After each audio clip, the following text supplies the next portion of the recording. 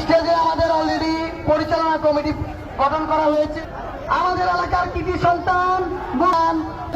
সন্তান ভাই মোহাম্মদ আকবর, আমি তাকে তার বক্তব্য দেওয়ার জন্য সবিনয় অনুরোধ করছি।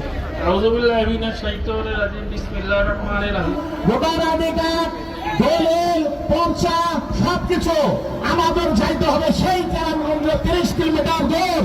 আর আমার মার বাসা, আমার বাবার বাসা, হাজার বছরের ঐতিহ্য আমাদের সবার আমাদের ধুলা মুছে দিতে যাচ্ছে একটি চক্রমহল।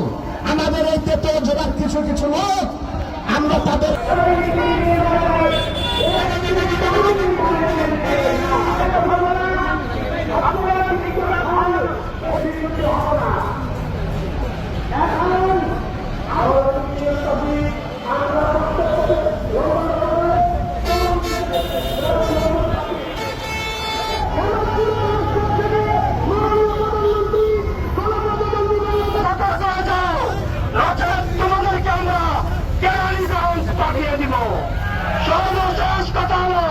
তোমরা যদি দুইটি পথ আছে, দুইটি পথকে আমরা বন্ধ করে দিব।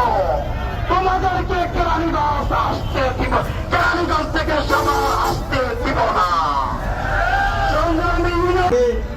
সবাই সাথে আলোচনা করলাম, দেখলাম এইভাবে 2-4টা দালাল ছাড়া আর কোন মানুষ কেরানীগঞ্জের সাথে সংযুক্ত হতে চায় না।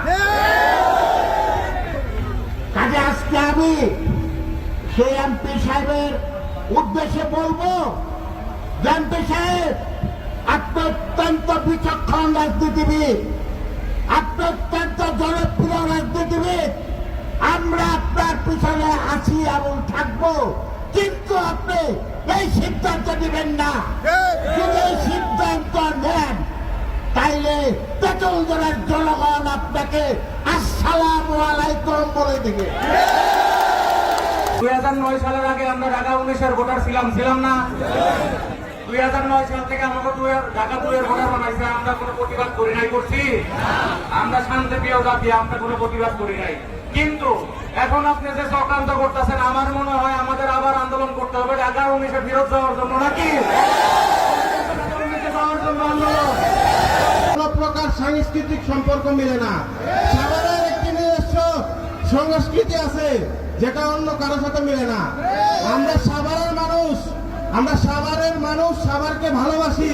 সাভারকে ভালোবাসার কারণে আমরা এতগুলো মানুষ, হাজার হাজার মানুষ মৌন সমর্থন দিয়ে এখানে উপস্থিত হয়েছি আজকে জুম্মাবারে। আমি আপনাদের বলতে চাই, আমি সশরীরিক ভাবে আমার পরিবারের প্রতিটা সদস্য আছি। আপনারা যে কোনো প্রকার কর্মসূচি নেবেন, আমরা সামনের সারিতে থেকে আপনাদের সাথে থাকবো। আমরা